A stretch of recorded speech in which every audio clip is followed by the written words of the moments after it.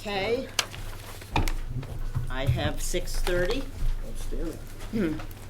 I move that we open the Marshfield Conservation Commission meeting for October 5th, 2021. May I have a second? Second. All in favor? Aye.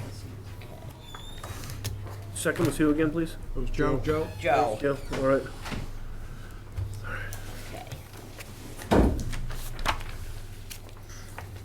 Okay.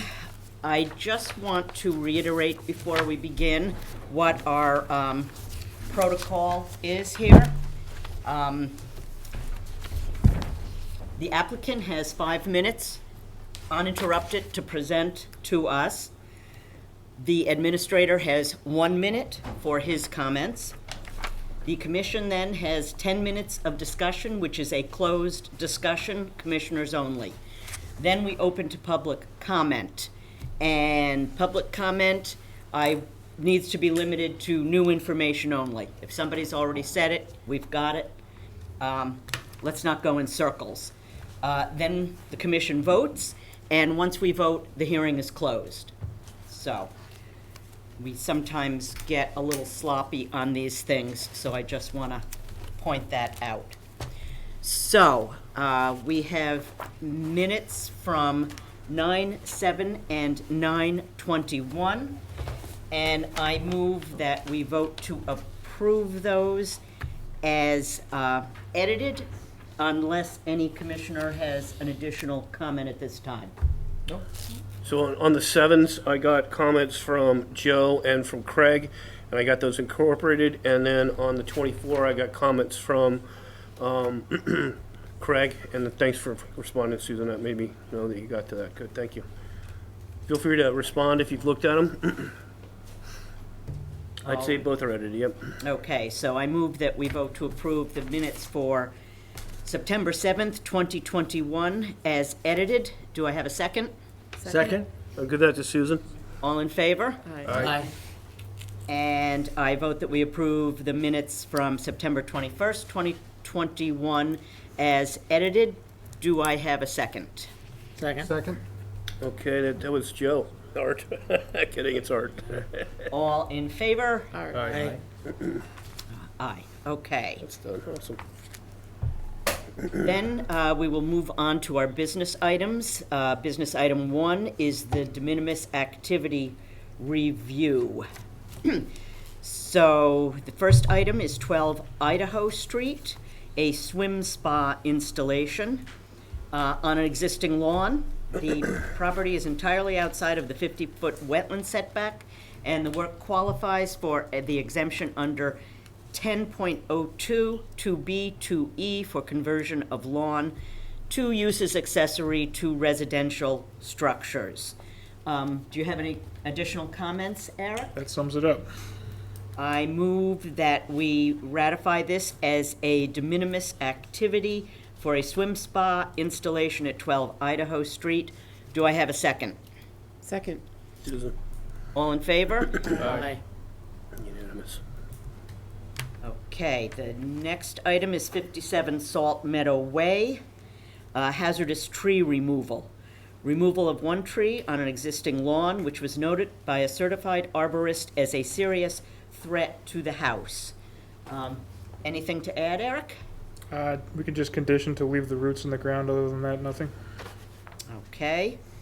I move that we vote to ratify a de minimis activity for hazardous tree removal at 57 Salt Meadow Way. Do I have a second? Second. All in favor? Aye. That's definitely Rick. About time. Our next is 41 Partridge Brook Circle, replacement of existing deck and stairs in the same footprint outside of the 50-foot setback to a wetland. Anything additional? Nothing on this That's one. it. I move that we vote to ratify a de minimis activity for deck stair replacement at 41 Partridge Brook Circle. May I have a second? Second. Susan, All in favor? Aye. Now, B2, I think, has been resolved. Do we need to Yeah. discuss it? I don't think or- we really need a vote here. It was an can- amended order of conditions versus a de minimis activity, but the applicant's representative has informed us they're gonna file a They're going to request for file amended order of conditions. An yeah. amended order of conditions, so B2 does not need our attention. Tabling, okay. Yeah. Okay, B3. In August, we asked the Conservation Administrator and agent to prepare some updated procedures for the implementation and monitoring of mitigation, restoration, and replication planting plans.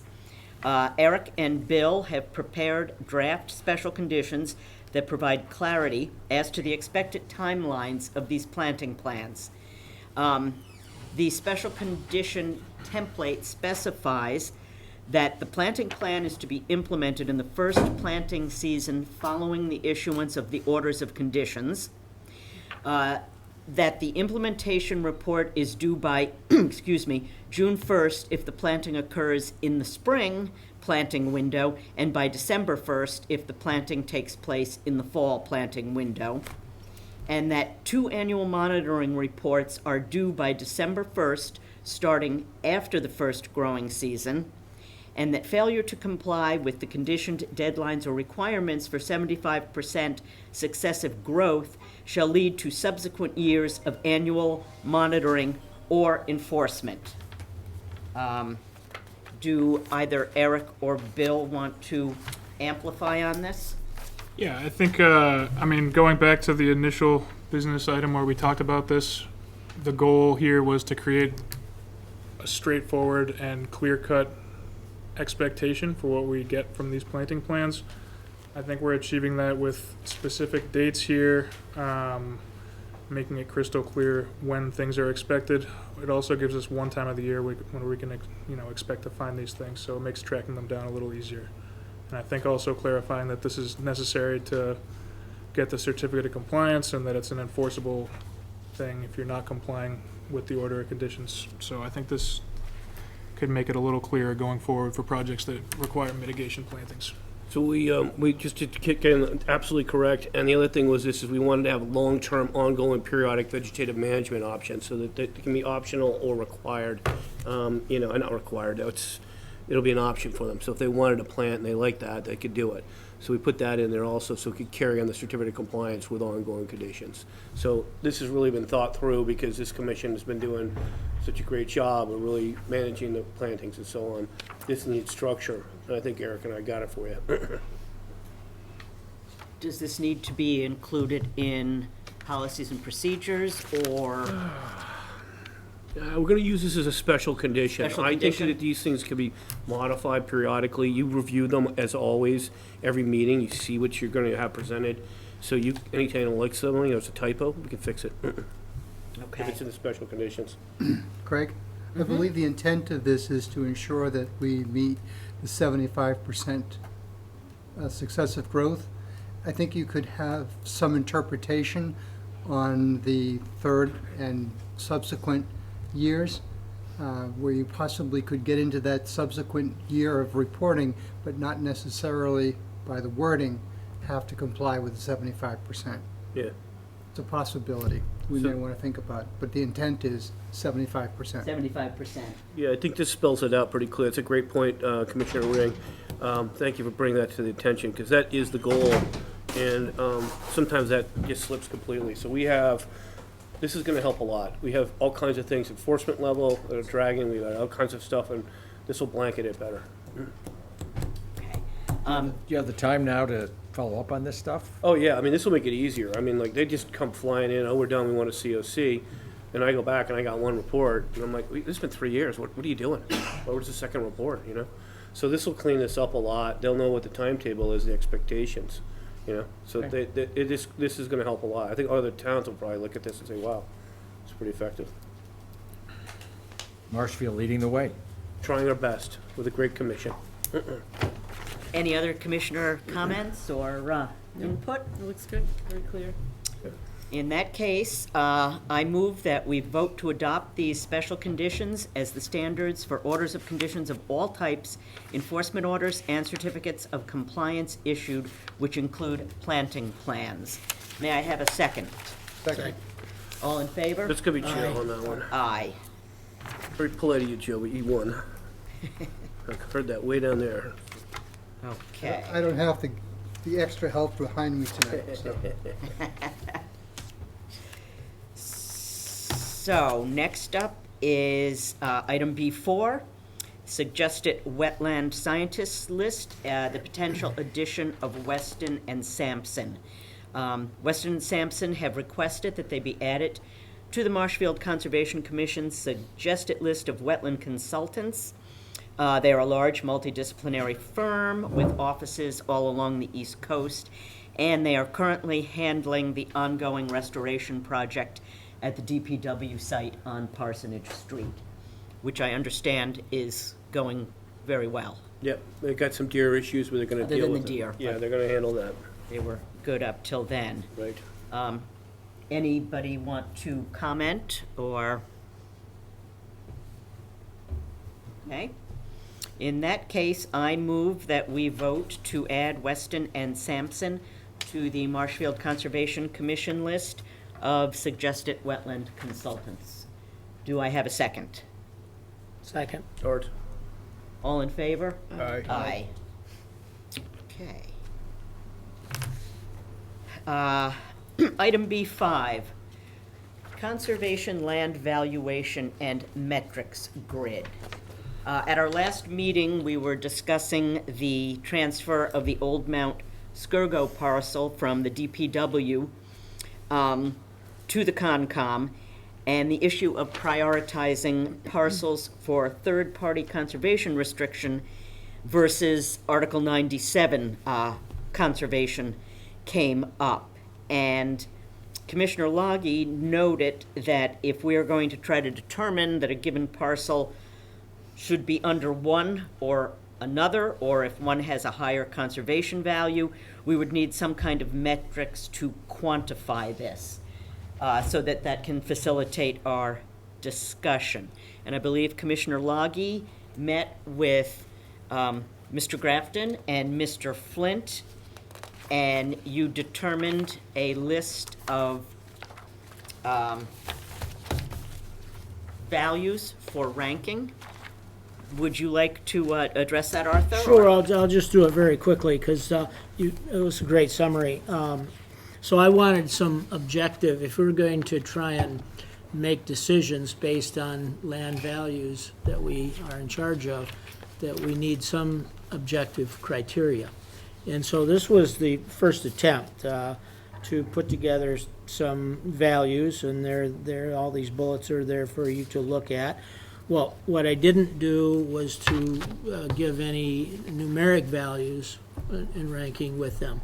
And since that came forward, Susan gave me a grid that Open Space had developed some time ago, 15 years ago or so. And it looks to me like we ought to look at this as well as the list that the three of us put together and come up with a system to bring some objectivity to ranking the lands. That was the only intent, because I felt at a complete loss at the last meeting to try and pick and choose based on anything subjective or anything like that. So that's the whole reason for it. And I think this is a beginning. This is a start for it. So is the idea to create some sort of harmonized criteria list and then create point values for these I things? think it makes sense to look at what Open Space did, as well as what I did, or what we did. What we're really looking at, what would conservation look at, and there may be other things that we missed. I didn't want to make it too big, so there's a bunch of just some bullets there. And I didn't quantify any of those, because the first step was to get you guys to look at this and say, yeah, we need some kind of system to evaluate the land. Certainly don't want to make it complex. I mean, that's not the intent. And if you're getting down to like SOPs 5.1.1, that's not the intent here. It's just to get a sense of this property is more important than this property based on these criteria, if we have to pick and choose based on economics. Are the other guideposts for this sort of thing, the budget that the town has? And the time available for the conservation agents to deal with these properties? I don't think that came in. It was really evaluating properties of Yeah. what they mean, one against the other. Is this property more valuable than that Yeah. property? If you're picking and choosing, that was the only purpose for it.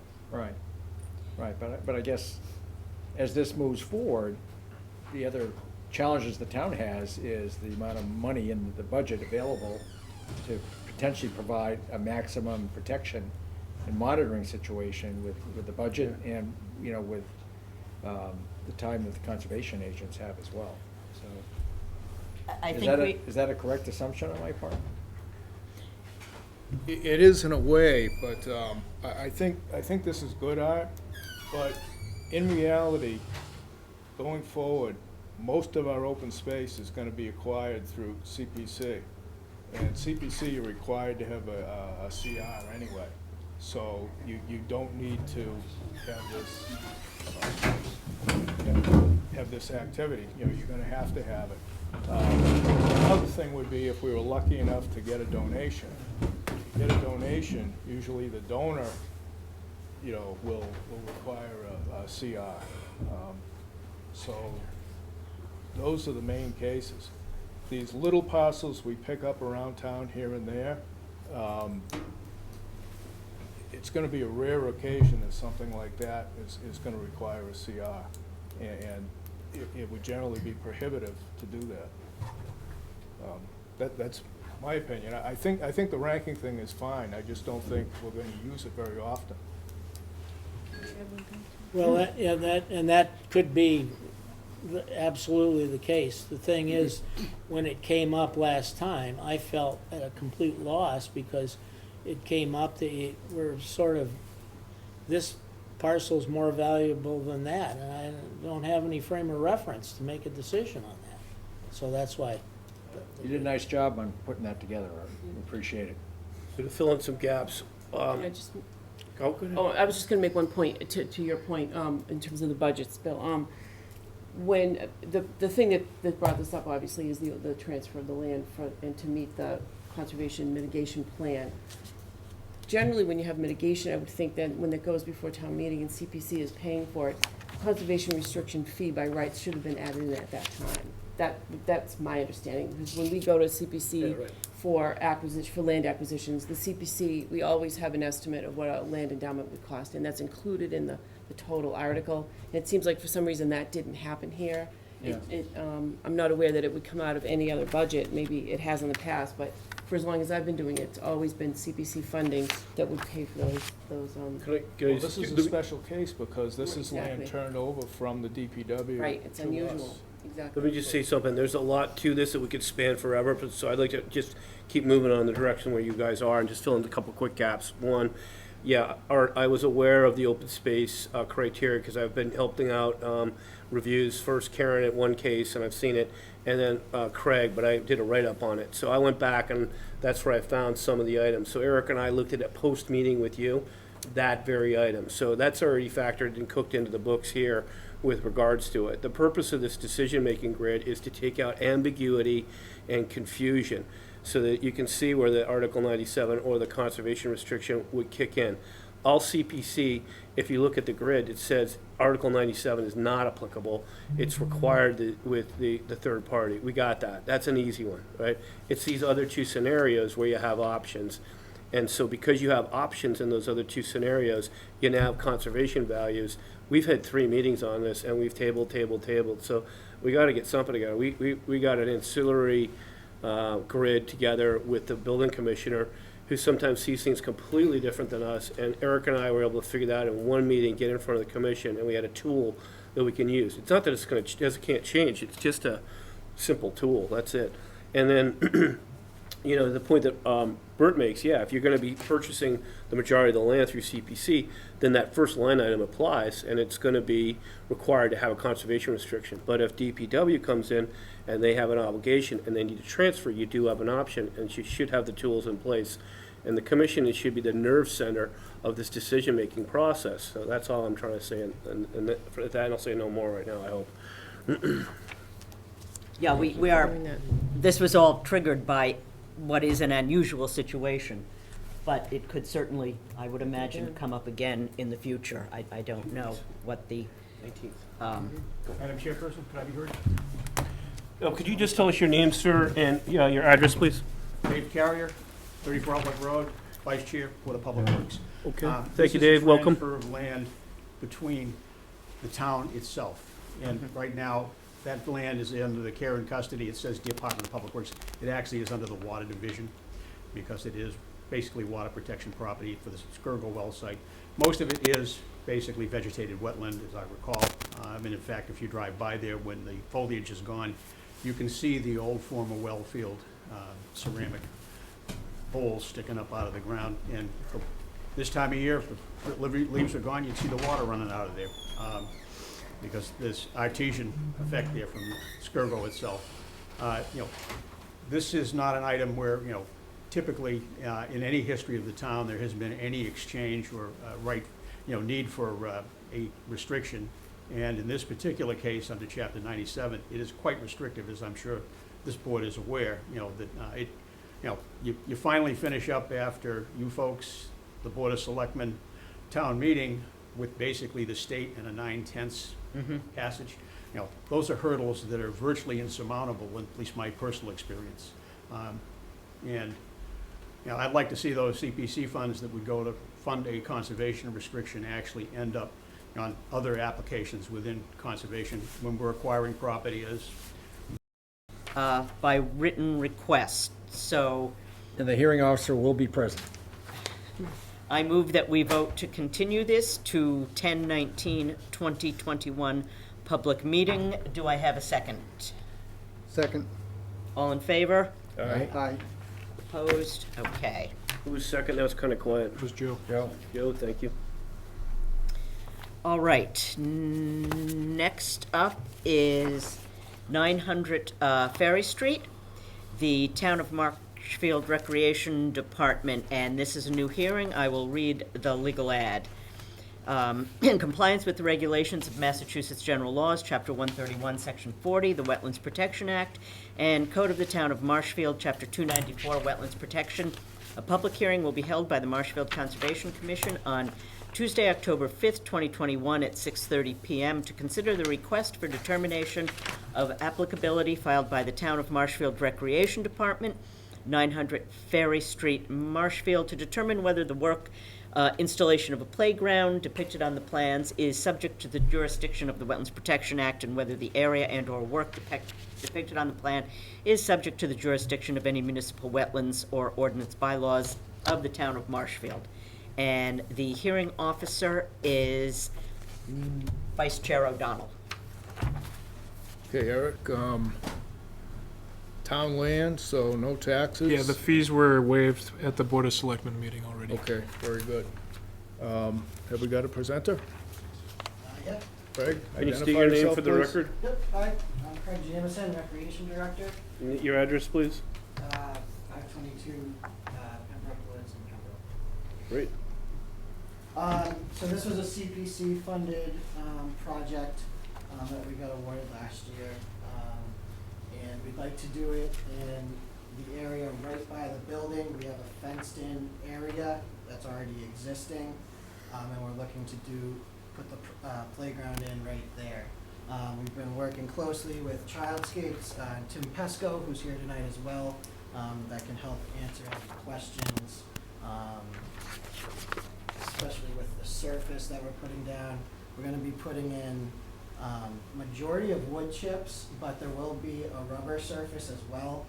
The same type of rubber surface that's over at the community playground, and as well as some other playgrounds around town. I believe that South River School, part of that playground has this surface as well. It is permeable, yeah, so we're looking to do it in that fenced-in area. Did Okay. you guys have any, the outlines of what we were doing? We got some extras. So this is behind the building, kind of in Yeah. that big grassy area that's back there at the bottom of the trail that comes down. Exactly, inside the fenced in. Yeah, yeah, yeah. So you come down the staircase there, and there's a grass area Yeah. outside of the fence, we're gonna do it inside. Okay, let's get Eric's input. And, yeah. Open up to We commission. do have a small, little wood chip play area too, that was there, it was there before I took this position. It's kind of be in the same area. Thank you very much to you and Nancy for coming after hours. Of course. Eric, you have any comments? Yeah, I'll keep it brief on this one. As Craig was saying, this is going to be located in the fenced-in area just behind the building. I went there and took a look at the site with both Craig and Nancy about a couple weeks ago. It's a lot developed prior to 2002, so we would have a 25 setback for any new structures. This is a playground, which I don't know if we would consider a structure or not, but regardless, kind of piecing together an old site plan from 2006 with a wetland line just behind the tree line. I actually measured it out in the field, the distance that the structure would occupy to the tree line, and it's about 30 feet. So we're looking at about a 35-foot setback to the wetland for the location of the playground structure. And as Craig mentioned, they're using permeable surfaces. I believe they had a little sample of the material that they would be willing to share if the commission wants to see that. And aside from that, I don't really have too much to say on this one. It's a pretty wide open lot, and it's a relatively small portion that would be covered by this permeable surface. Thank you, Eric. Yeah, I believe this area's been developed going back to when the Coast Guard operated their station down there. So it's not a recently cleared area, and it's all existing lawn. The one question I had, that the rubber base, did we have any kind of cut sheet or anything that identifies that it's permeable?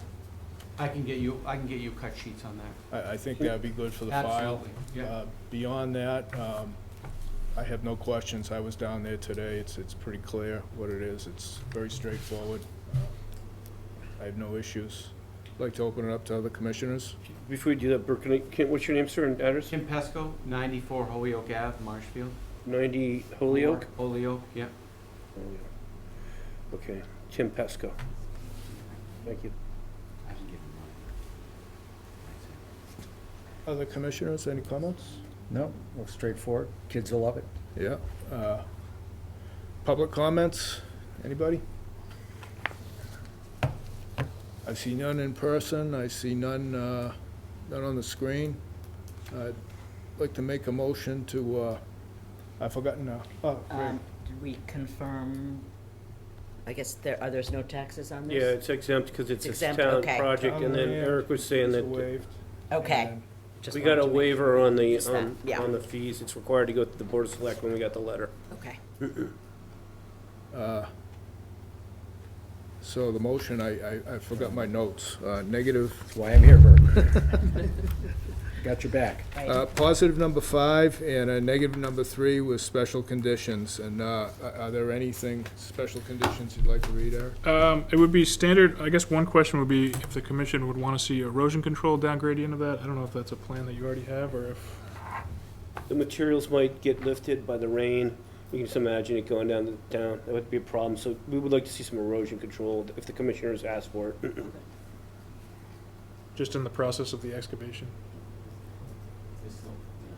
Okay, so then we would just have the standard conditions plus erosion control between the limit of work and the wetland. Very good. If I get a second? Second? Second is Rick. All in favor? Aye. Thank you. Yeah, thank you, Nancy. Thank you, Tim. Thank you, Craig. Can I ask a question? We actually have the equipment now, and this is temperature sensitive. If it gets under 45 degrees, we shouldn't be putting the rubber down.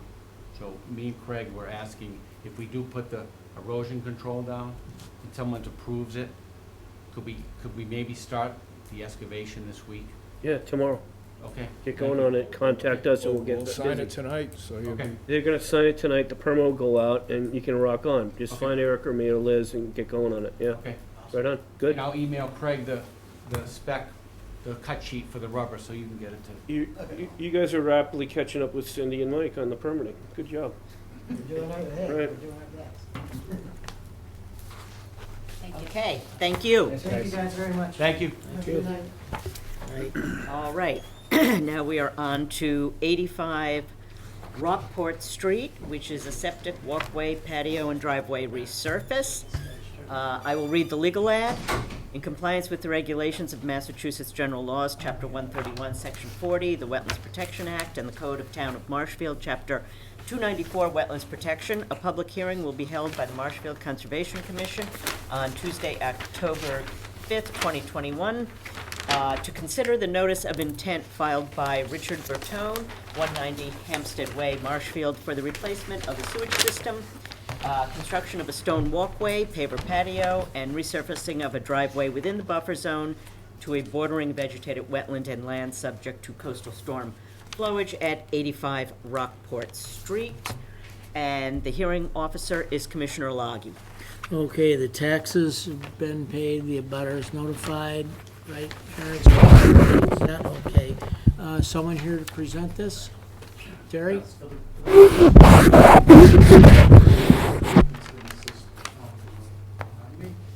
And primarily, this is a sewage system replacement for an existing cesspool that currently sits almost in the wetland, behind the house, kind of where that red square is on the screen.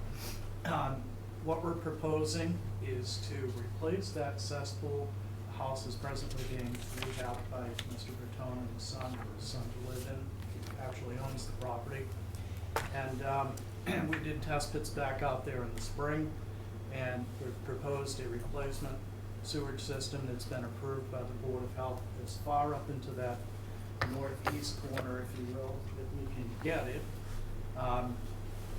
It's a slightly oversized system because we're actually using an E1 grinder pump, which will be picked up in the location, general location of the cesspool, actually a little bit closer to the house, and then pumped out through a forest main and up to a 2-compartment septic tank.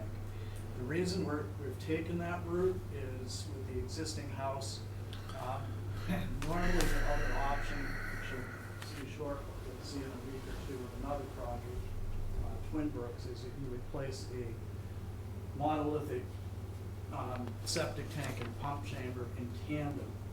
And in this case, because the wetland one runs right behind it, there would be massive excavations requiring dewatering.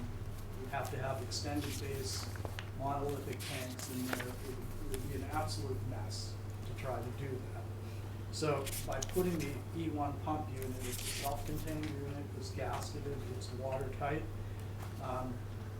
replaces an existing cesspool which currently is directly just leaching right into the nearby wetlands, and we'll pump it up and out of that area. And most of the system is actually outside of outside the 70 feet. Part of it's outside of 100 feet. It's already been, the plan has been reviewed, and after a couple of minor comments, approved by the Board of Health. And then along with that, Mr. Bertone is proposing to place that stone walkway, or also could couple as kind of a roof drain, if you will, or area around the house, which is just bluestone or crushed stone, around the immediate outside edge of that house, and to put a pervious patio, paver patio kind of off to that southeast corner, and then to re-stone or gravel that driveway, and it loops in and around. So there's not going to be any impervious area added to the site. It's simply kind of replacing some area that's right around the house. There is a small concrete patio that will stay, and then just kind of replacing some gravel area and area that's moss, if you will, with something that will help drain the water a little bit better away from the house. Mr. Bertone also provided Eric with a sketch after looking around a little bit and making some some observations on the site about some trees that need to come down, something more than a de minimis activity. Provided Eric with a sketch of, I think, about half a dozen trees and some vegetation in that it's clustered right in against the area of that garage/shed, which needs to be cleaned up. And so what I did was suggest that we incorporate that into tonight's discussion, since it's more than just the one tree you might look at as a de minimis activity. But that would be something that, obviously, in the process, Eric or Bill should monitor as it's going along. But primarily, again, septic replacement to get something that's currently pretty much sitting almost in the wetlands out of it, and as far away as possible. We're making the maximum setback to water. We're not requesting any variances for setback to groundwater or anything like that. It's fully compliant with Marshfield and Title V, and it's been approved by the Board of Health. Okay, Eric, Bill, Eric, you have comments? Yeah, so I think in general, the septic location is not really an issue here. It meets our standards of being outside of the 50-foot buffer and outside of the 100-foot riparian area. When I looked at the plan, what I questioned more was the additional surfaces going in. Since the house is already located so closely to the wetland, anything going around it is going to be pretty close. I mean, the walkway to the side is within the 25, and then the previous patio would be just outside. When I was talking with Mr. Bertone, we were talking about some of the different options for permeable surfaces. And I had mentioned, based on recent discussions of properties in flood zones, that, you know, the more erodible surfaces like gravel could be favorable to these paver surfaces or bluestone with filler. So that's one thing the commission should probably consider. I think the gravel driveway is not an issue at all. It's outside of the 50, and that seems to be fine. There are two encroaching structures, the garage and the shed, and then the smaller shed, which is in the wetland. This property out here was initially thought to be Conservation Commission, under Conservation Commission care and custody, but with further research showed that it's an unknown owner, according to the assessor's office, so we don't actually have any information on that. And I would also note that there are two propane tanks sitting pretty close to the wetland line right there. So the commission might want to consider that. So I guess just to wrap up, I would want to say that since this is riverfront, the general rule for, you know, work within a developed riverfront property is that the conditions on the site should be made better. I think the septic getting out of the way is a good thing, but that we need to consider these extra surfaces and the type of material that they're going to be, and then the quantity of trees that are being proposed. I think if we're talking about 3 hazardous trees that are threatening the property, that's one thing, but if we're talking about taking half a dozen to a dozen other trees within that 100-foot riparian area, then it's maybe a little more that might require mitigation. So I think there's a little bit of a balancing act that the commission needs to find here. Can you scoot over to the cross-section just for a real quick second? So in your write-ups, you got some information about this. So this is where that came from. We cut and pasted it in. Crusher run's being used. You'll see that there. There's also a concrete paver sand. These are great building products, but they have what's called fines, or a tight interstitial space for the gap. Duly noted. The gaps in between the sand particles and between the various stone that's in the crusher run gets closed off by the fines. Therefore, it's relatively impermeable instead of being porous. So that's something I wanted to kind of point out to you a little bit as well. A couple of things on the site plan need some cleanup. Did you talk about the reference to the FEMA firm? Yeah, that was updated in the revised site plan. Fine, done. Okay, you read my mind, Terry, thank you. We also have boarding land subject to flooding being called out here. We don't have that. So boarding land subject to flooding is completely separated from land subject to coastal storm flowage. So if we were to take a look at a site plan, we could see the land subject to storm flowage and the black lines that separate the various elevations, and it'll go all the way out to the ocean.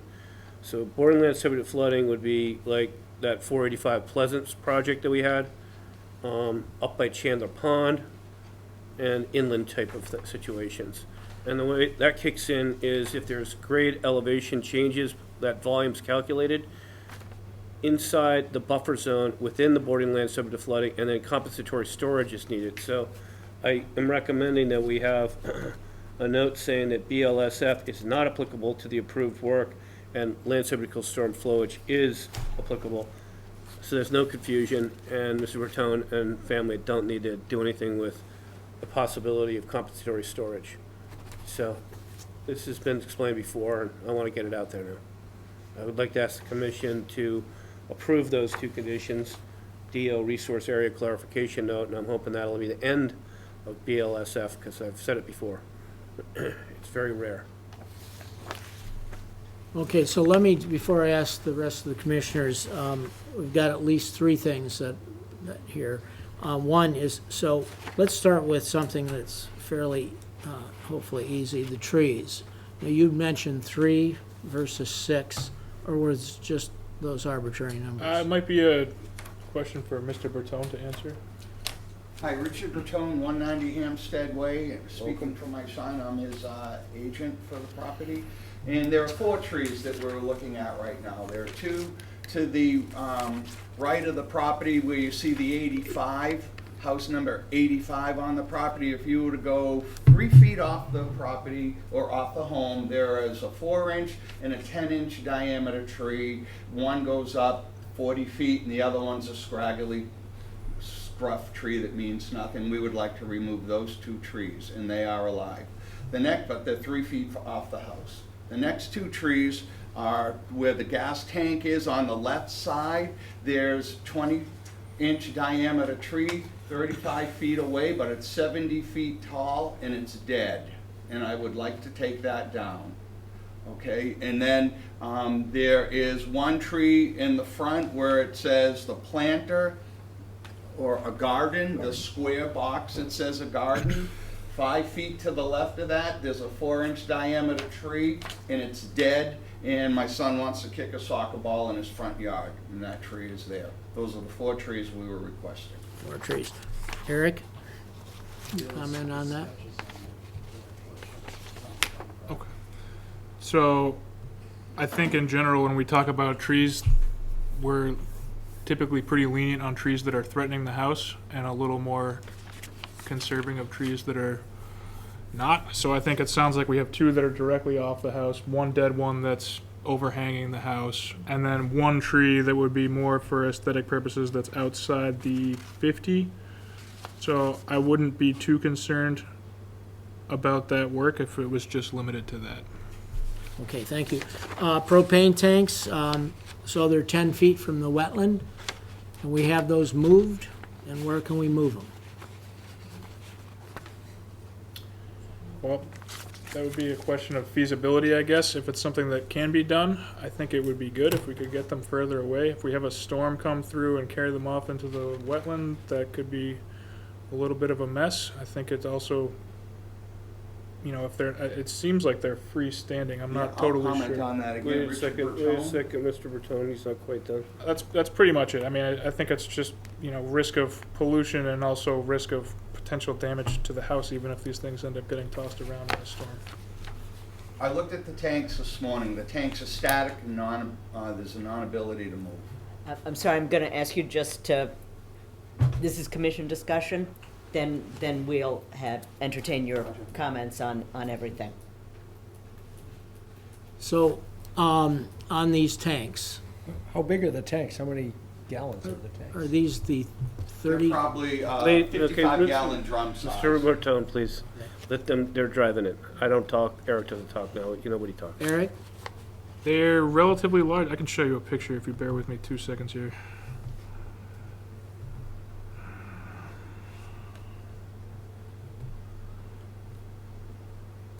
Is the house propane heated?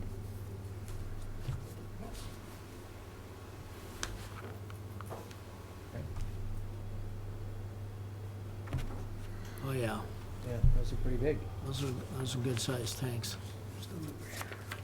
So why can't those, I mean, I would recommend I have those in Maine, one bigger than that, but closer to the house.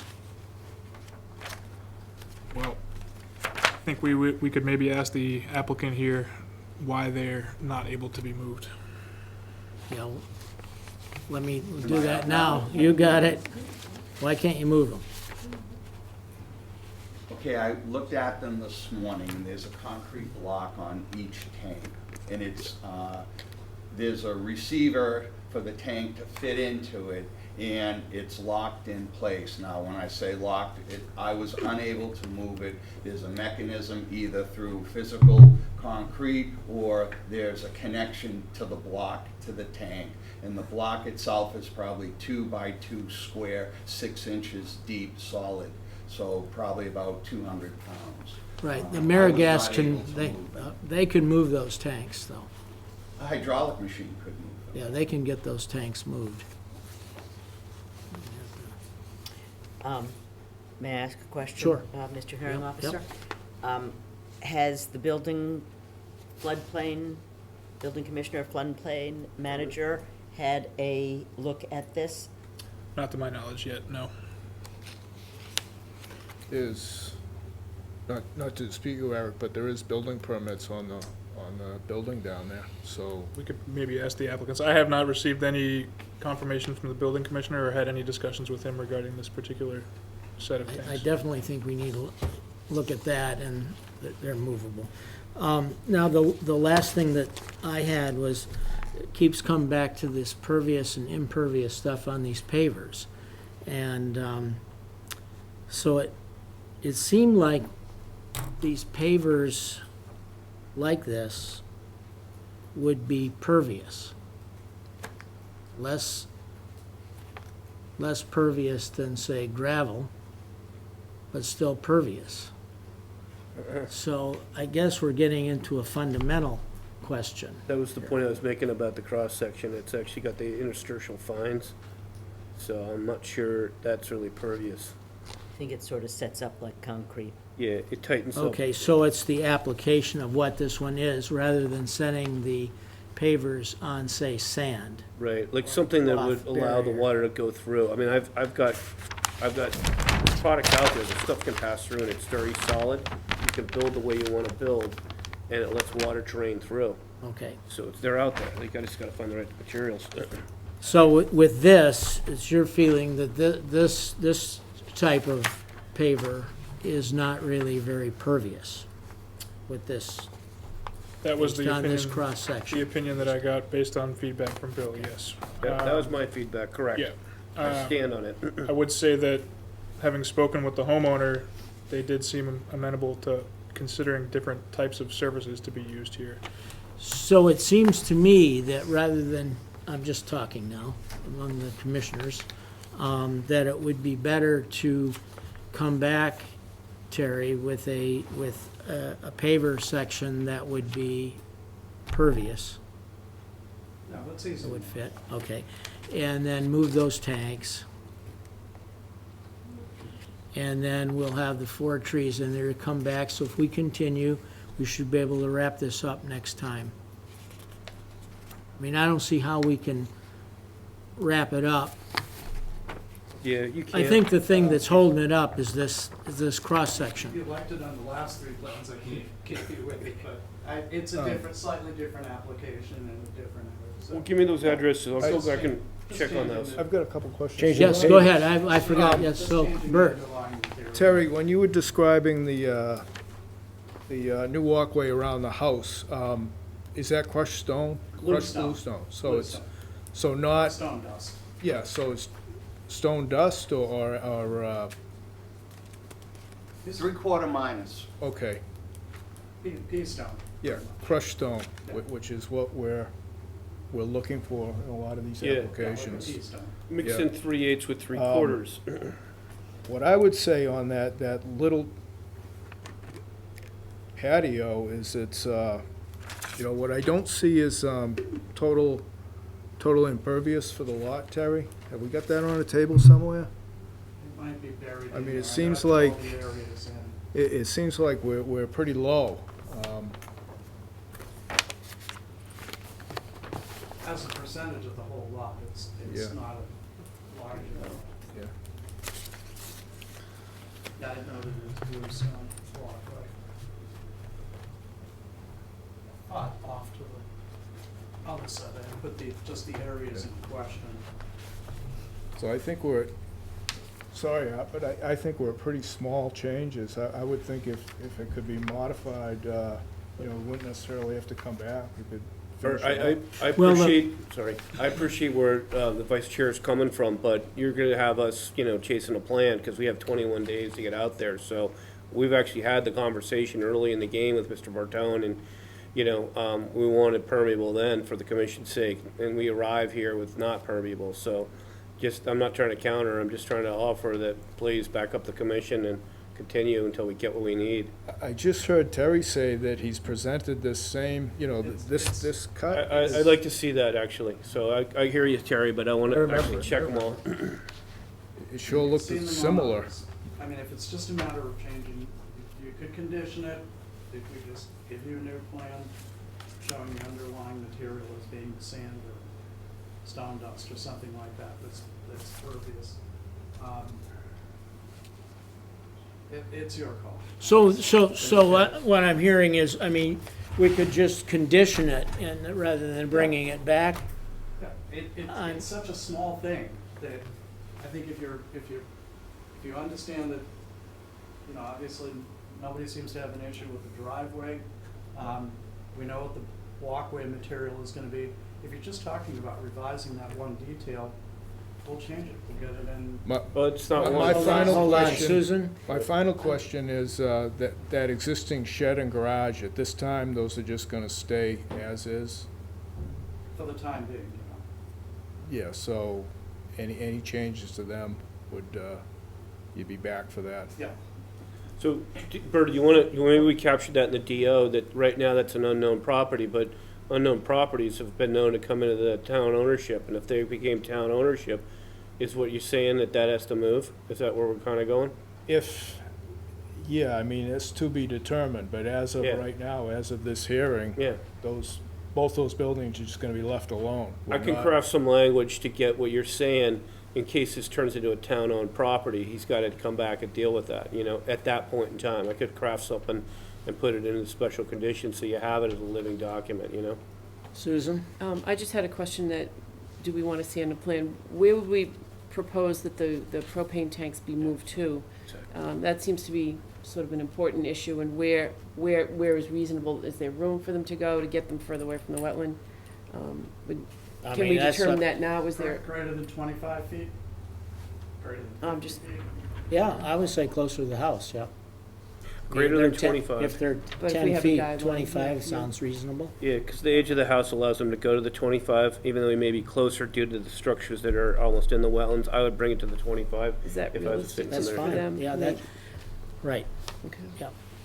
So, I mean, if the rest of the commissioners are fine with just modifying it, not coming back with a drawing, that would be fine with me. I have a question Yeah. as to what is going to happen to the cesspool. As part of, there is actually kind of a typical note on there about, it's kind of up in the left corner. But that gives a couple of options. Existing system notes, that happens typically with any system that you abandon, you have to pump it out and backfill it. In this case, the E1 pump is gonna go in almost exactly where that is, so that has to be pumped out and backfilled with clean sand. And you'll see that on almost any septic repair that we do. Yep. Any other commissioners? No, I'm good with wrapping it up and. Okay, so let me get a sense, I'll just make it short. Is there any commissioner that is not happy with us putting this into conditions and not have to continue? So we'll not continue, so we'll do that. All right, so I'm going to, will anyone from the audience or on the Zoom audience have any comments? Public comments? I just have Yes. a question. I'm new to all this, but What's your name, just so we have Oh, a- I'm Janice Bertone. welcome. Hi. So I just have a question. Those gas tanks, they've probably been there for I don't even know how long. And it's pre-existing. The house has been there. The lady's lived in it 2 years ago. And I don't know anything about gas tanks. I don't know if you do and how and where they move. Like, who's responsible for that, moving them, and the cost? You know what I mean? If they've been there and functioning for the past 10 or 15 years. AmeriGas can deal with it. Yeah. So they can I'm handle just it. wondering, because I Yeah. feel like this. Yeah, they can do it. I have They a move. 1,000-gallon tank and in one place and two of those size in another, and they'll move them. I 'Cause mean, I'm there'll just- be a fee. I'm very concerned with safety too in the house. Right. I want it safe. I don't want to move it to be like good for you guys, but unsafe for my son in the house. So course. I want it a safe place. You get your consultant, the consultant comes in, they're gonna live off this plan that Terry's gonna put together, that the commission is gonna approve, and then they won't have to come They'll back put it to in a us. safe spot. Just want it safe. 25 or greater away from the wetlands. Okay, so I'm gonna make a motion, we close and issue orders, conditions with the special conditions. Eric, you wanna do those, or Bill, do you wanna do Well, those? I'm gonna read these, I'll take All care of right, it, Eric. and you want to- And then we need by 12 noon, Terry, an updated plan showing pervious materials on your cross-section. And additionally, we need to show a location, new location, are you ready? A new location for the propane tanks the commissioners have asked you for that are 25 or greater away from the wetlands. All right, so DO special area, DO resource area clarification. BLS, bordering land subject to flooding is not applicable to the approved work. Land subject to coastal storm flowage is applicable to proposed work. And then I'll put in Bert's comments about that shed and garage shed, and I'll carefully craft it so that it's not part of this, but it's a known entity for the future in case the property changes next door. Before commencing the proposed work, conservation workers, yes or no? Yes. How many?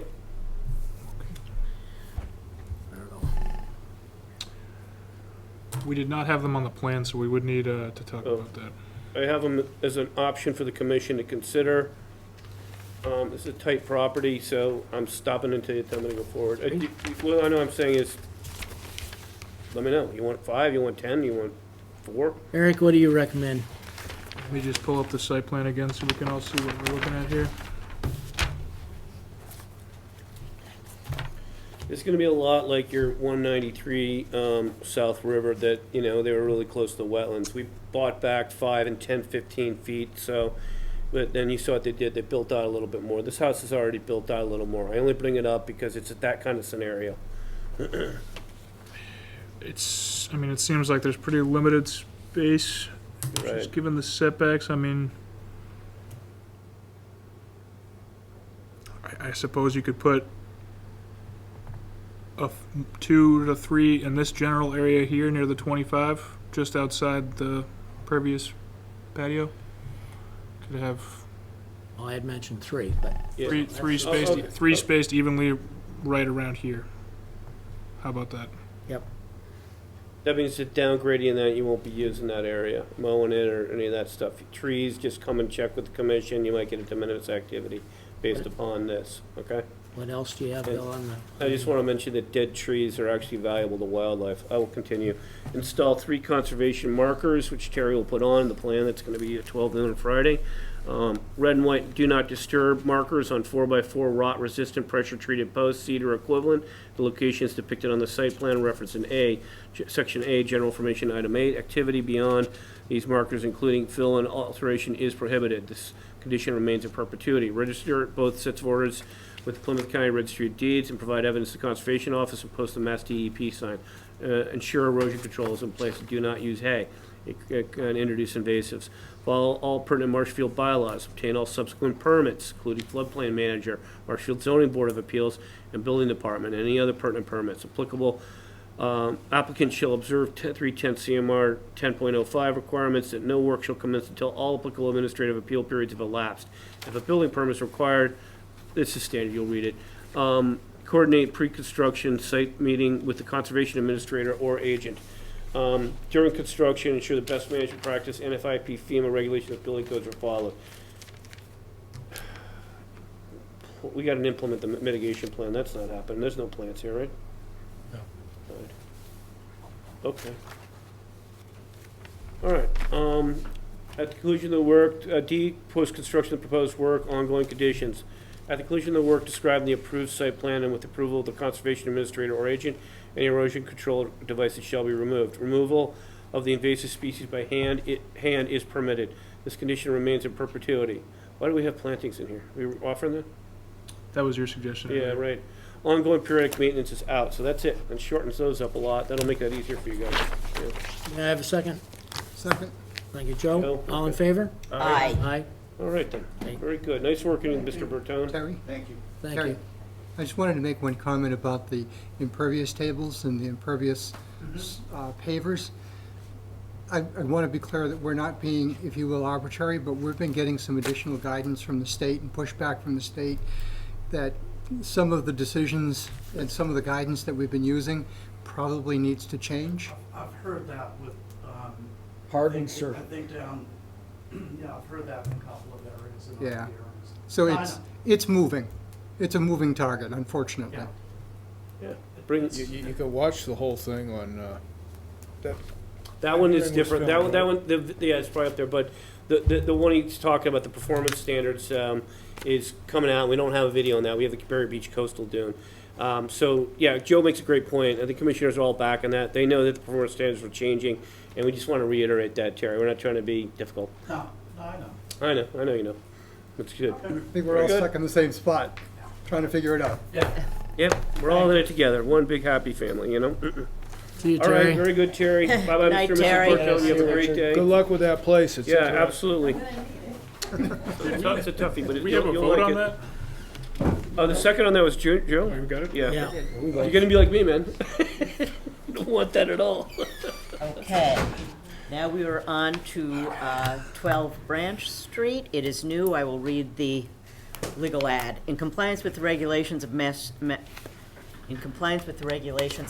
Massachusetts General Laws, Chapter 131, Section 40, the Wetlands Protection Act, and Code of the Town of Marshfield, Chapter 294, Wetlands Protection, a public hearing will be held by the Marshfield Conservation Commission on Tuesday, October 5th, 2021, to consider the notice of intent filed by Mark Trocchi, 190 Hewlin Avenue, Stoughton, Mass., to raise and rebuild a single-family home within the buffer zone to a salt marsh and land subject to coastal storm flowage at 12 Branch Street.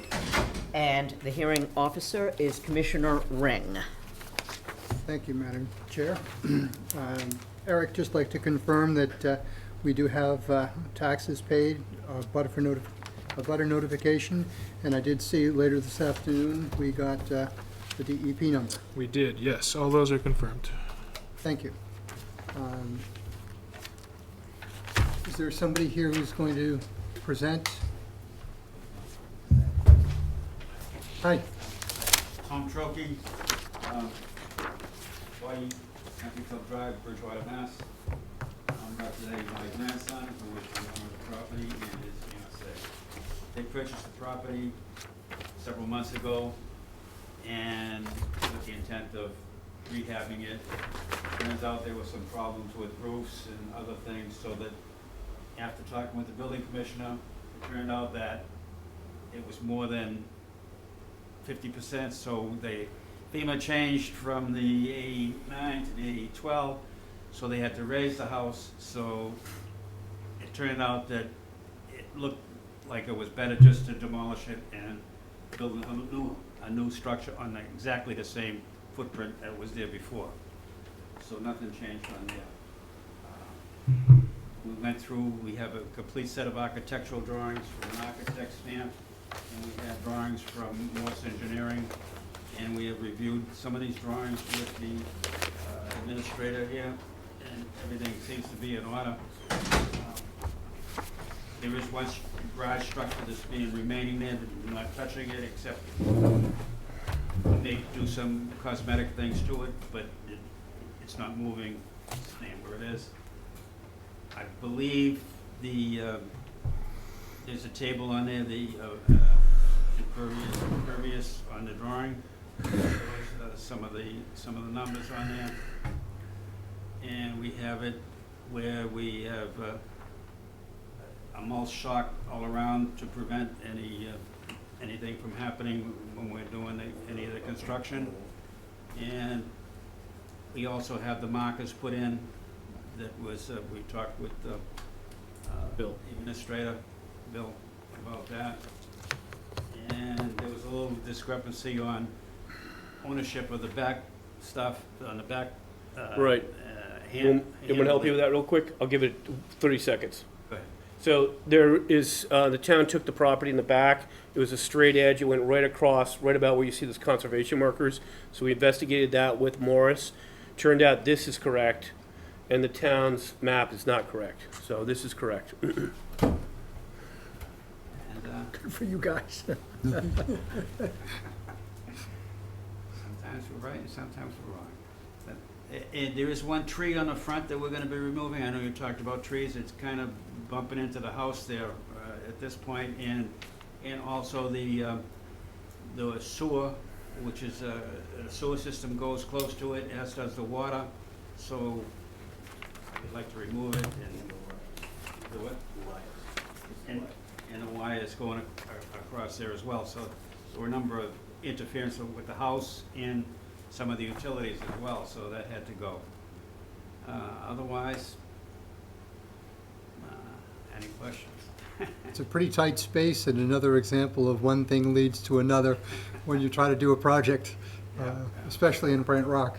Yeah. It's a tiny house, but I think it will, it's quite an improvement of what was there now. It was in bad shape. Other questions for Mr. Trocchi? Eric, I think you're on the Yeah. tab for this one? Sure. So, just to clarify, there was a variance requested as part of this NOI filing because the house is proposed to be on concrete foundation with flood vents. The 100-foot buffer to a salt marsh would cause the need for open piles under the Chapter 505 regulations unless a variance were granted.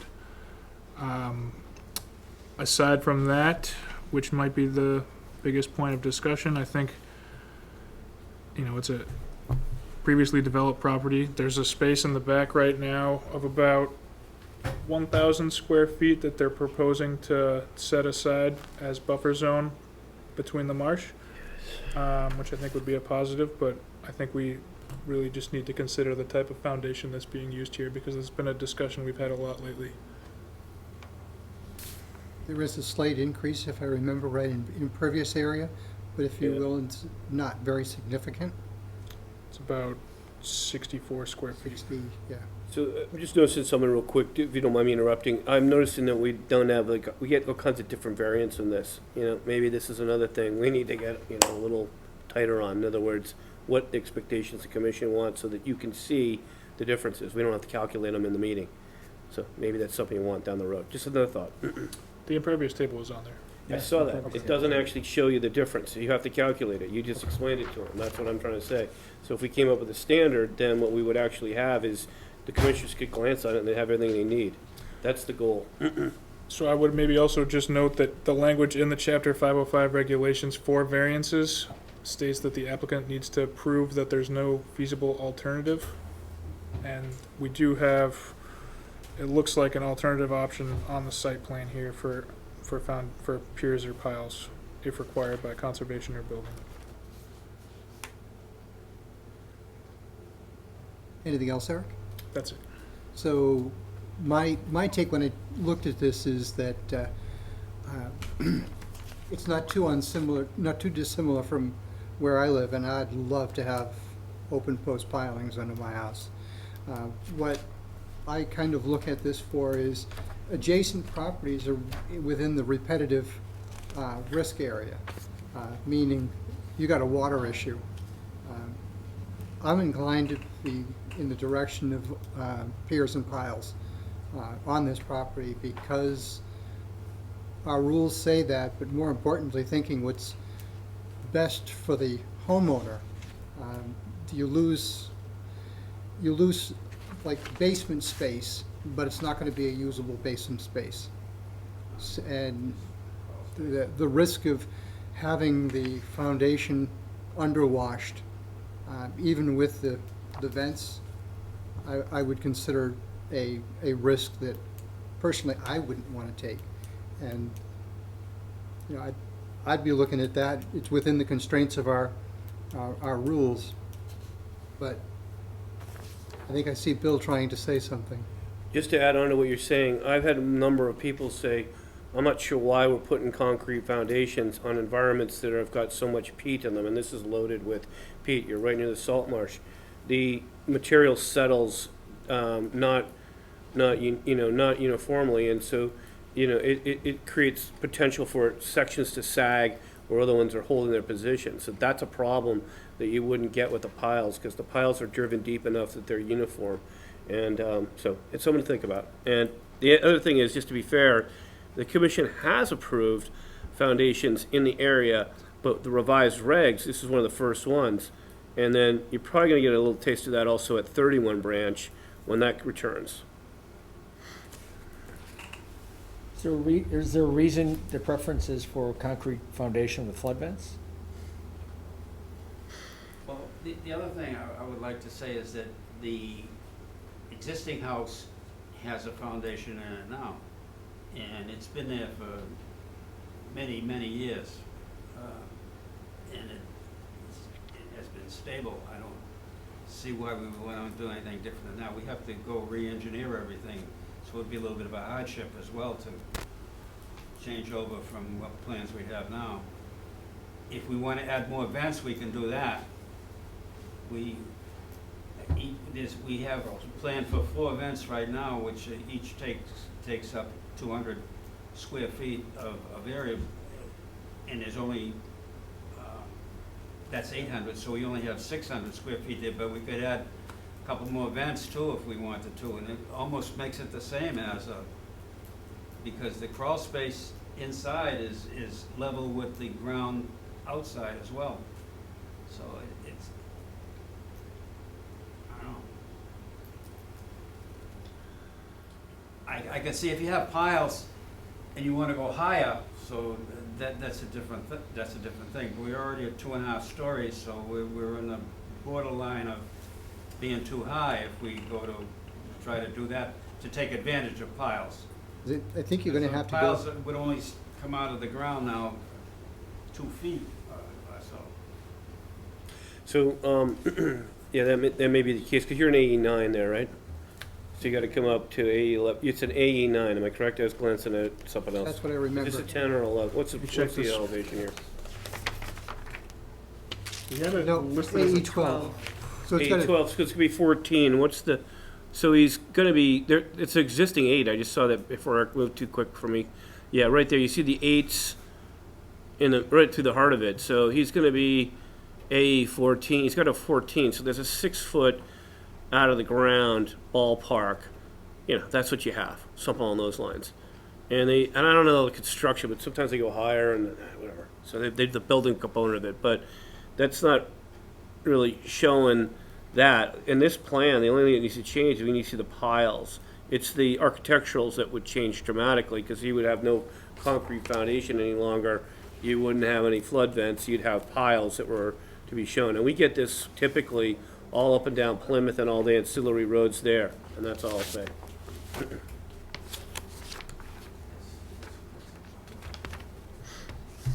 Is there any commissioner discussion?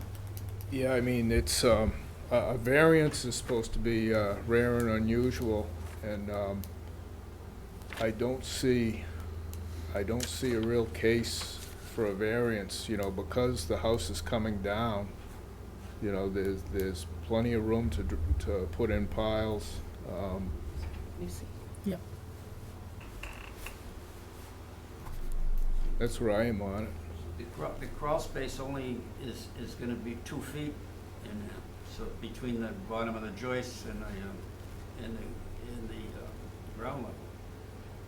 You're going to have the first floor is going to have to be up at 15 At feet 14 above. plus, yeah. Yeah, so that's an additional Right, 6 feet above the But ground. it's at 9 feet at the outside now. I saw 8 on the elevation there, just showed it. I mean, Eric was just showing that an 8 elevation. Some of it might be 9, but it looks like it's 8. Right at the front, it's 9. according At to the front, but how many piles are gonna go there? You're gonna lose 1 foot. You have an 8-foot elevation on most of the property. Back, Yeah, one corner, yeah. so, It slopes down from yeah. It's a 5 foot to Diagonally. 6 foot difference, yeah, and you can go up higher if you want. I don't know if you can or not, but, you know. We're already pretty high. All right, do you have a- Yeah, I had a comment. It seems that it's, requires piles, and so the only option is variance. I mean, and I agree with Bert. I think we've discussed these variances over the years, and it should be very sparing that we give them in for unique reasons. Okay, I'm with that. Is there any other commissioner comment? Seeing nobody willing to make a comment? Is there, Wait a minute, just Okay. another clarification. So, is there a difference if this house is built on the concrete foundation with flood vents in terms of its height? Isn't it gonna have to be much higher if it's on piles? no, it's going to be the same height. It's gonna be the same height? Yeah. Yeah. It's gotta be 2 feet over the flood elevation, right? I actually used 2, but it should have been 1. I'm bad on that. That was kind of a rookie move there. So we'd have AE 12 plus 1, because it's AE, so there's 4, it's 13. So, okay, I made a 1 foot error, sorry. 13 feet to the first floor. Yeah, because it's AE, it's AE 12, and you have to build the 13 because it's AE. 13, and then the front elevator is at 9 feet at the, Yeah, but don't worry about the ground surface. You're thinking about the floodplain only when you're calculating the height of the piles. You'll take the floodplain, it's an AE 12, and add a foot. the way we had it designed was with floor joists going all the way across so that they span the whole width of the building, so that the joists were 16 inches high. Trusses. There were floor trusses on there, so that from the bottom of the truss to the top of the crawl space was only about 2 feet. So that's how high the piles would be, coming out of the ground, 2 feet. Makes no sense. Well, I'm afraid that, yeah, our regulations require that for a variance, there has to be no alternative. Yeah, so That's why we're asking for a variance from the regulation. the requirement for asking for a variance is you have to make a clear and compelling, convincing argument that not putting in piers is more appropriate for conservation. And there is no argument, there's no argument. In fact, the alternate on your plan says that you could use them. And so I think that we're stuck with, we have no compelling case for using a solid foundation, and our rules say piers. So I think the only option is to request a continuance so that you can do that, or to let us go ahead. And I think that my sense is that the commission will go for the piers as our rules say. But I can't speak for the rest of the commission members. So, yeah, you can continue to get a pile foundation, and then you can look at it for approval through that, or you could deny it tonight because it cannot comply with the current criteria of the regulations. That's an option I didn't do. And in general, I always try to say, you gotta force me to enforce, but we also wanna make denials just as rare as variances. So, giving them a chance to go back and do that and come back with a plan that shows the piles and get that all straight. They've got Jeff Hassett here, they should do a great job. That'll help out a lot. Couldn't they do this with concrete piers instead of piles?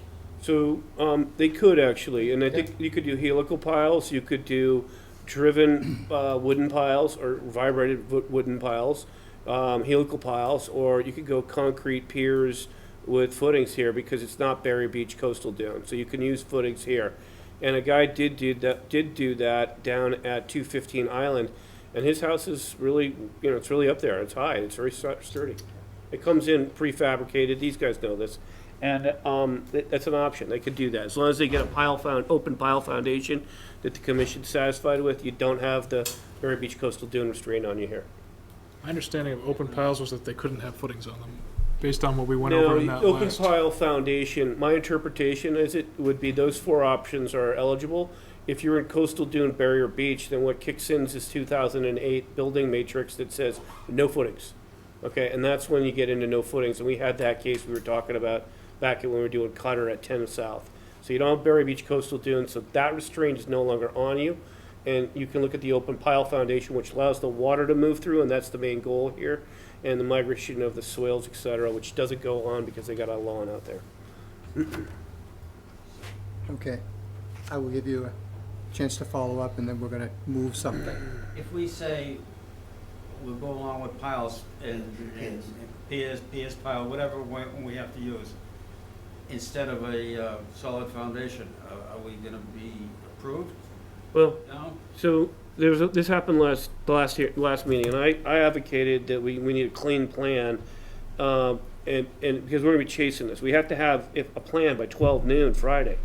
I don't know if you can get that together in time, 12 noon Friday. And the architecturals? You could do that.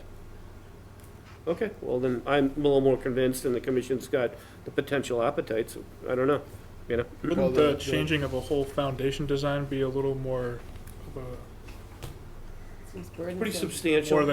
more than a changing of Burdensome to do pervious that paper quickly. cross-section on a Yeah, plan?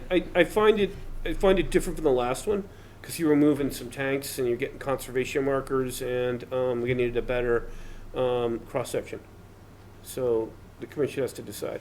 Why not take the couple weeks that we need here and, get the drawing updated, Yeah. concrete piers?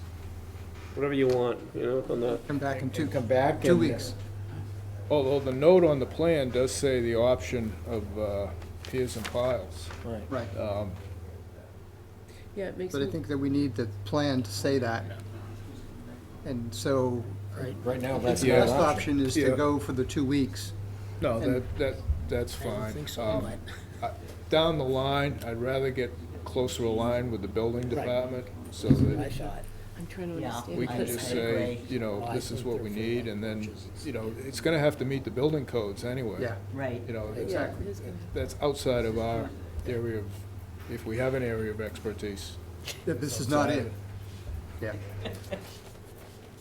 So, our proposal is that we continue so that you have an opportunity to, To the next meeting? The next meeting. That's in 2 weeks? in 2 weeks. Yes, sir. Yes, sir.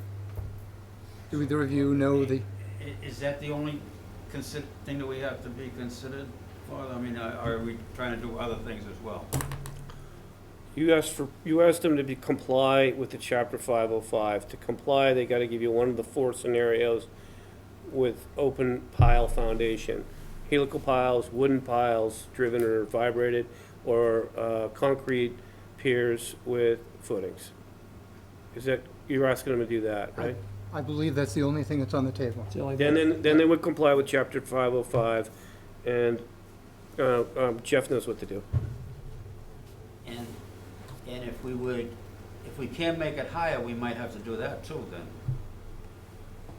You could make it higher if you want, as long as you meet the other board's requirements, because you'll have to have, get all pertinent permits. And, Andrew has a floodplain permit most likely coming up on this. You'll have ZBA through him, and you'll have, The ZBA, we've already gone through ZBA. okay, good enough, yeah. And then you got a building permit, so you got other permits to get. Yeah, you have to recommend that you check in with the building department. I'm gonna give you a little tip. Did you have all the gas lines and stuff like that too? Because they're gonna come back and ask us for this stuff, and if it's on there, we can just go done. Have a nice day. Do we have a? If you have the gas lines, what? do we have a If the date? gas lines are on there, then, Have your the 19th. Eversource people will reference that in the plan and put it in.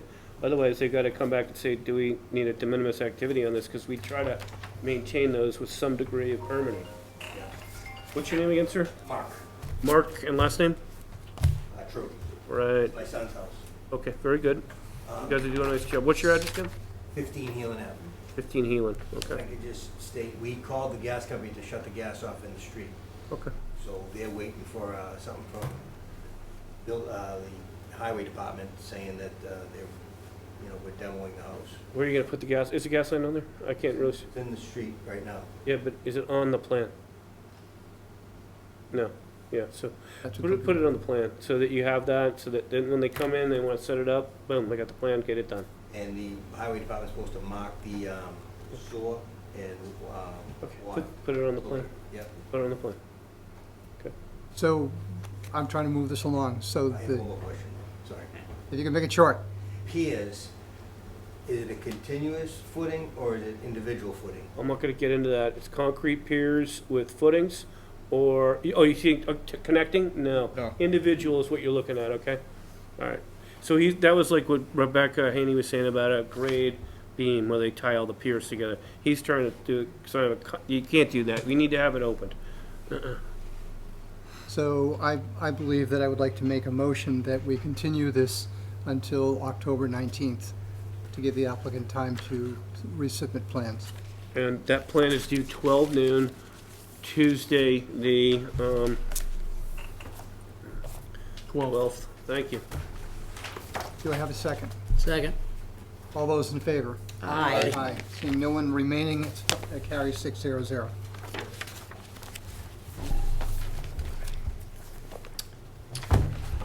be open underneath, which makes sense. Yeah, I mean, it's at elevation 6 feet, that's where my son's house was. Almost every winter. All right. Water at that height. Okay, Where are these guys? thank you. Thank you. We will see you next time. See you in a few weeks. Are they on, he's not here, I don't see him. Carlo. I mean, John's here. Bill, John's on. Good night. Oh, Jimmer. Good night, guys. Good night. Okay, next up, 89 Constitution Road, removal of hazardous trees. I will read the legal ad. In compliance with the regulations of Massachusetts General Laws, Chapter 131, Section 40, the Wetlands Protection Act, and the Code of the Town of Marshfield, Chapter 294, Wetlands Protection, a public hearing will be held by the Marshfield Conservation Commission on Tuesday, October 5th, 2021, to consider the notice of intent filed by Marie and David Carlo of 89 Constitution Road for the removal of 3 to 4 hazardous trees within the buffer zone to a bordering vegetative wetland at 89 Constitution Road. And the hearing officer is Vice Chair O'Donnell. Okay, Eric, could you confirm taxes, DEP number, and abutters notified? Yep, those are all confirmed. Okay, very good. I think I saw Mr. Zimmer. Yes, good evening. Hello, John. John Zimmer, South River Environmental, on behalf of the Carlos. What we have is a fairly minor project.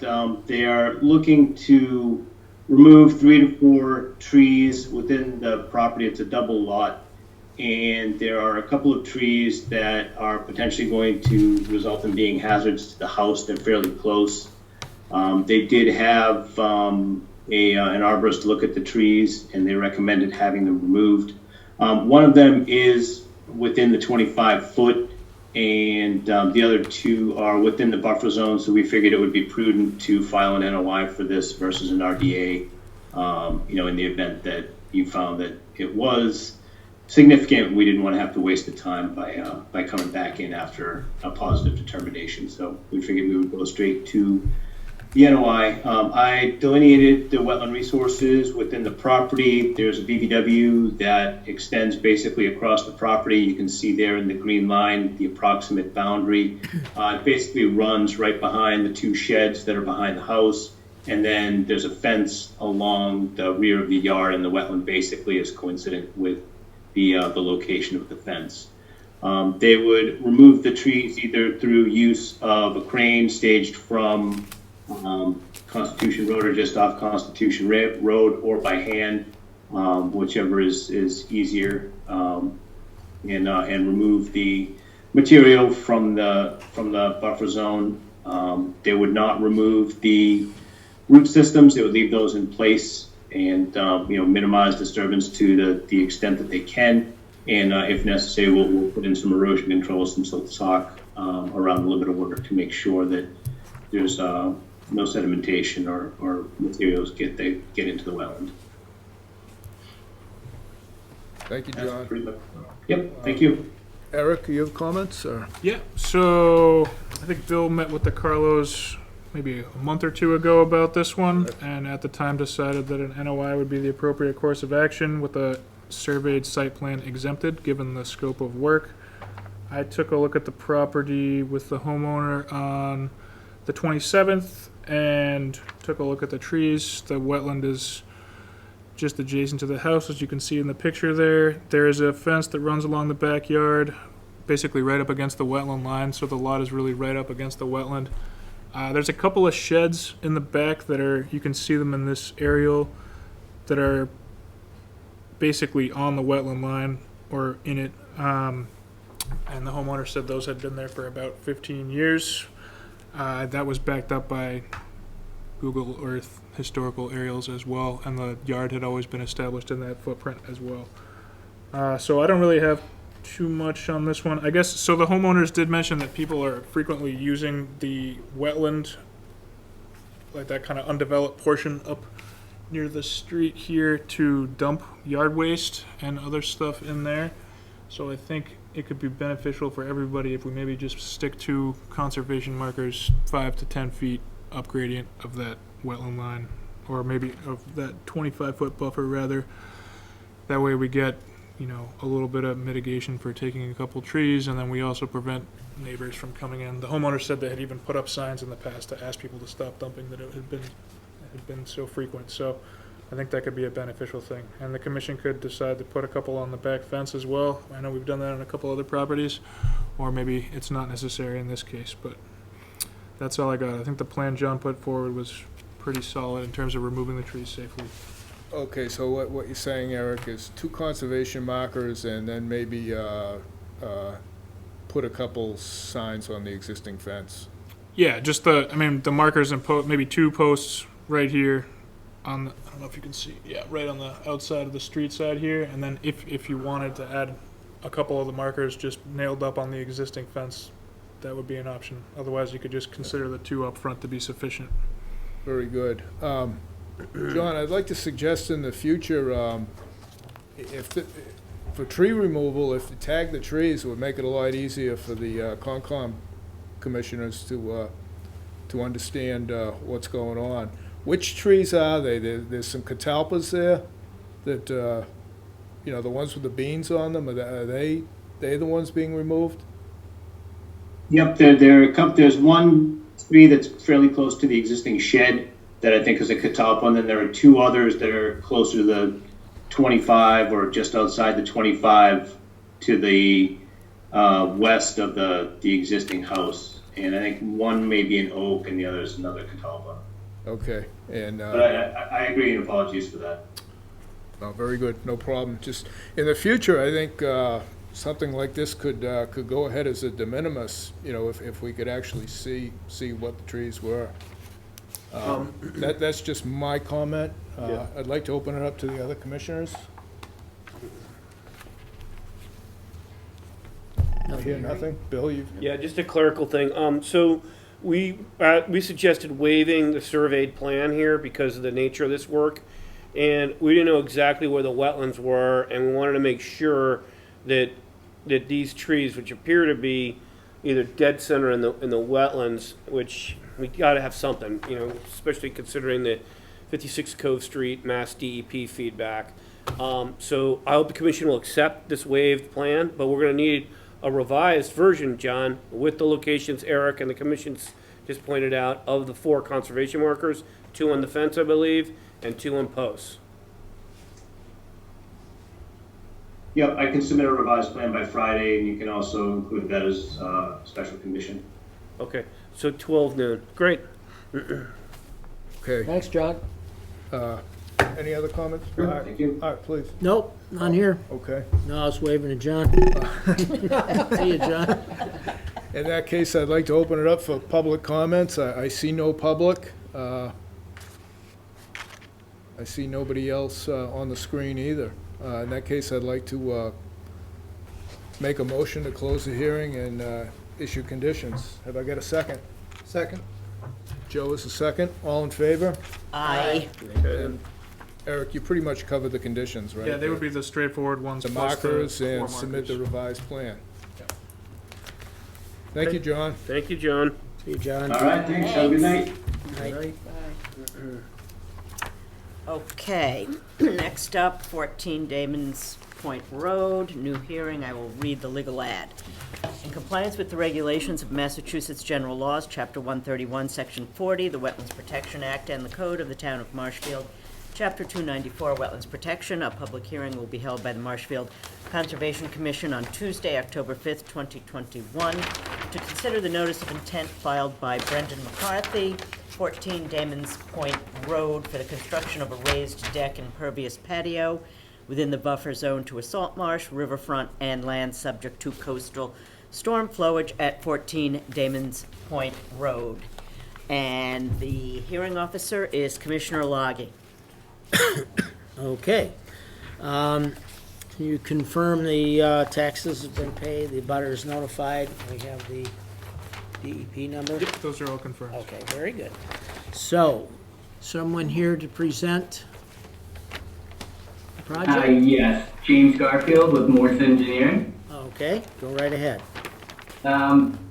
I'm here to represent the applicant for this notice of intent associated with a proposed deck and proposed patio at 14 Damon's Point Road.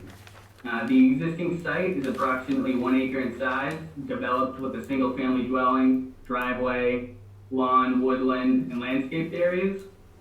The subject resource areas, as you can see, are a salt marsh shown in blue. We also show the 25, 50, and 75-foot setbacks in red, as well as the 100-foot salt marsh setback in green.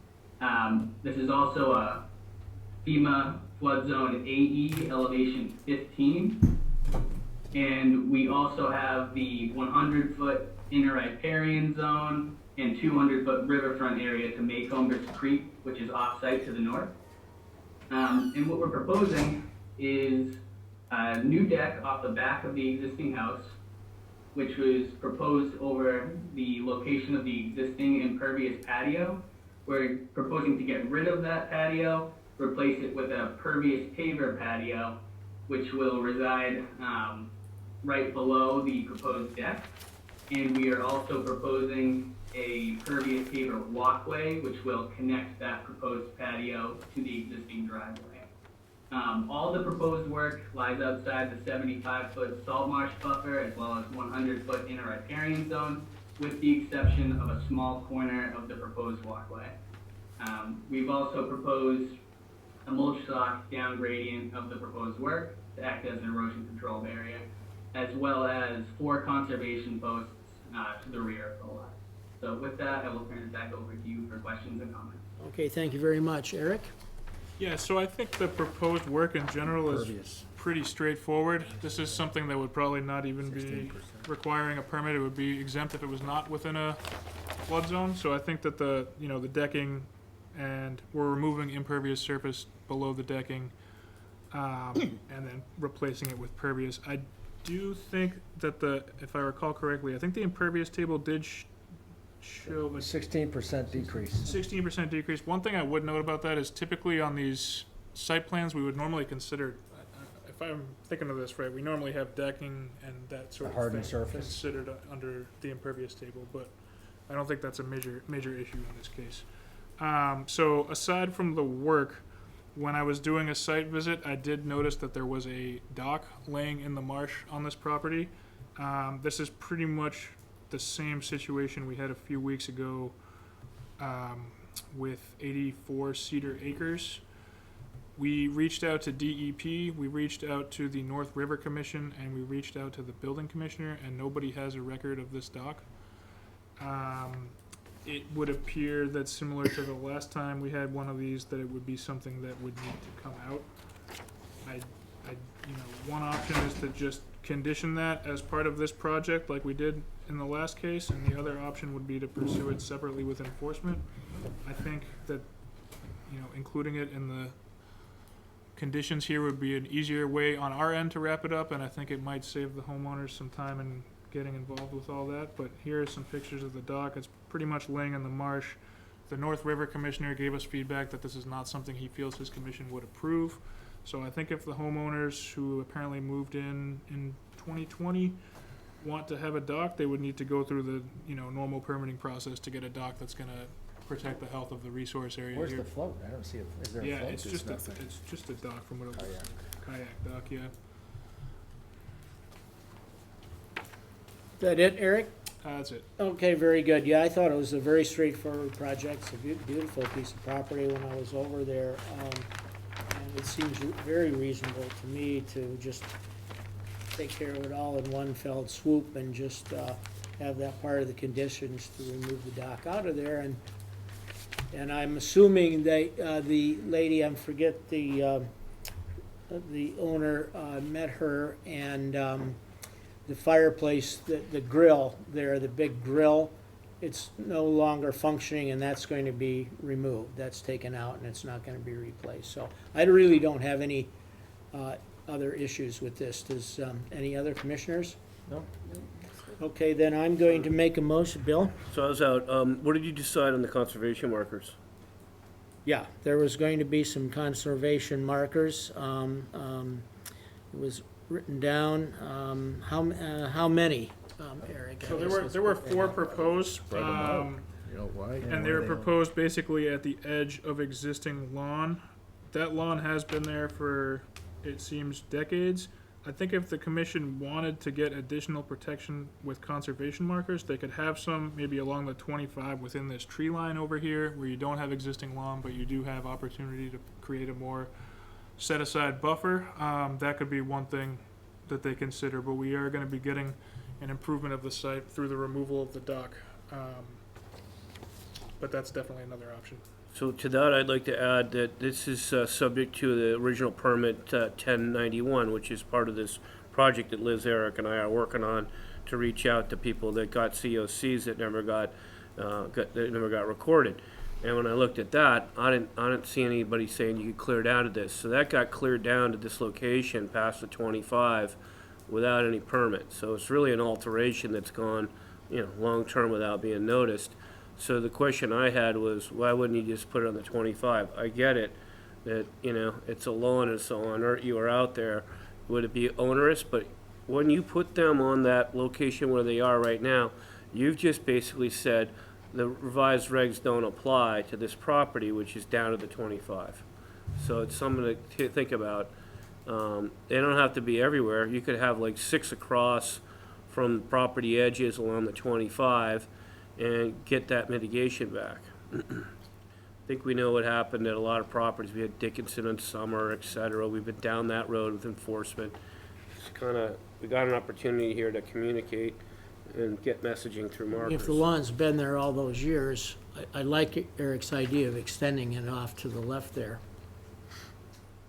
Yeah, I think if we have a lawn that's been there for multiple decades, if we get a little more protection on the side and let the lawn be where it is, they have trees there too. Looking at the crown cover in the historical aerials, it's actually increased over the past 15 years on the property in this area closest to the wetland line. So, I would be hesitant to take away such a chunk of the lawn there since it's already existing. I think we're probably getting enough out of this by taking out the dock and putting in extra markers within the tree line. So why don't you take those 4 and move them away from there, eliminate them from where they are, because you're giving them permission to do this, and I don't think that was the intent of the regs, and move them to the 4 on the side and get started there and be done, all right?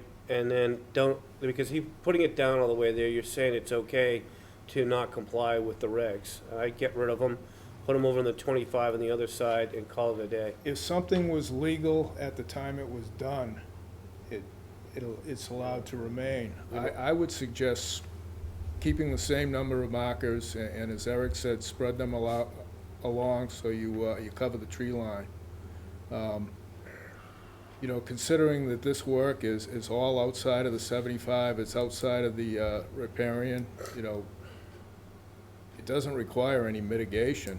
And removing the dock, that's a good thing. So it doesn't have a permit for that. It has a permit for the house, so factor that in.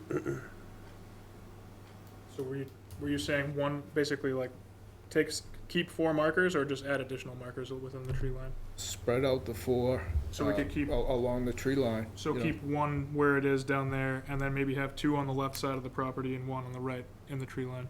If that's accessible to the other commissioners. Yeah, that works good. If you pull that one from wetland flag 11 to the tree line, Eric, that looks good to me. And then put 2 of those on the stone wall over to the left, the property line, and something, so the tree line's protected.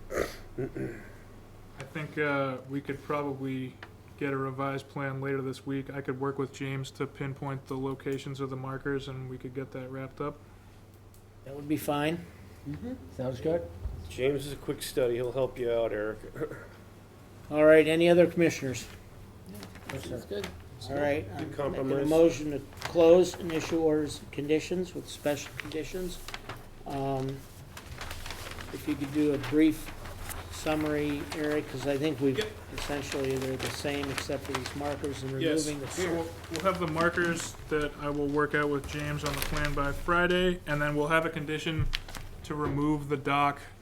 And we could preface that by saying unless the applicants can provide documentation serving as evidence of having obtained all pertinent permits, just to provide an avenue for if it's an actual permitted dock, but it seems like it's not. But that would be it. Aside from that, I would just have the regular special conditions that we Right. typically have. May I have a second?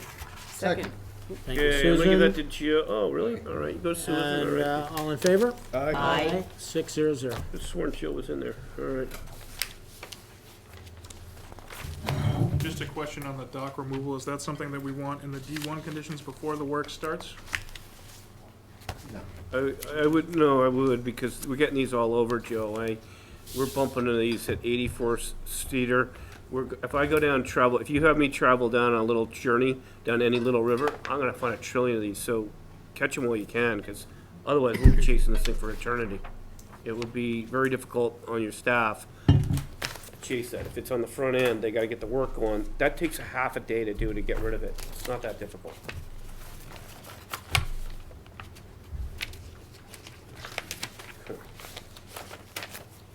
I don't object of the others. That's fine. Yeah. That's fine. Okay. Thank you, Actually, commissioners. You just saved us a lot of work. A lot easier to get Yeah. rid of this than that. Oh, yeah, yeah. Pick up. Bye, James. Thanks, James. Nice work, Thank James. you, everyone. Good night. Good night. Good night. Good kid. Very good guy, very good engineer. Okay, did you read the orders of conditions on that end, or? Okay.